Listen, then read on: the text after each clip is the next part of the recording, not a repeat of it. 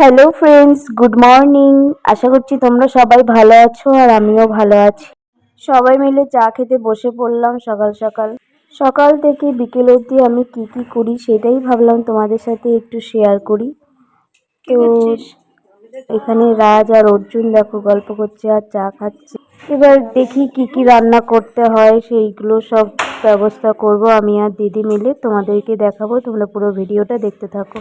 তো ফ্রেন্ডস, আমি দিদিকে সব সবজিগুলো কেটে দিলাম আর এদিকে দিদি এক এক করে রান্নাগুলো করে নিল।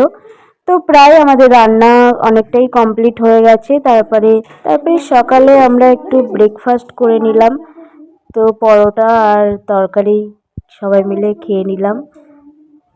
তারপরে আর বাদবাকি যেটুকুনি রান্না বাকি ছিল সবাই মিলে হাতে হাতে করে নিলাম। আচ্ছা, তো রান্না কমপ্লিট হচ্ছে। কি রান্না করলি দিদি?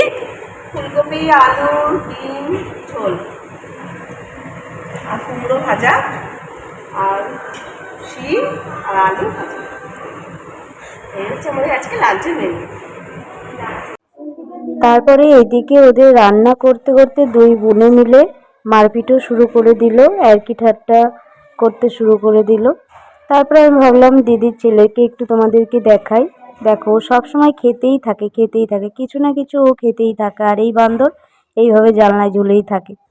তো রাতের বেলায় আমাদের বাড়িতে কিছু গেস্ট আসবে বলে তার জন্য রান্নার আয়োজন চলছে। তো এদিকে দিদি কাটাকাটি করে রান্নাটা চাপিয়ে দিল, আর ভিডিওটা এখানেই শেষ করছি। নেক্সট ভিডিওতে তোমাদের সাথে দেখা হচ্ছে। ভিডিওটি যদি ভালো লেগে থাকে অবশ্যই আমার পাশে থেকো, লাইক কমেন্ট শেয়ার করে দিও। বাই।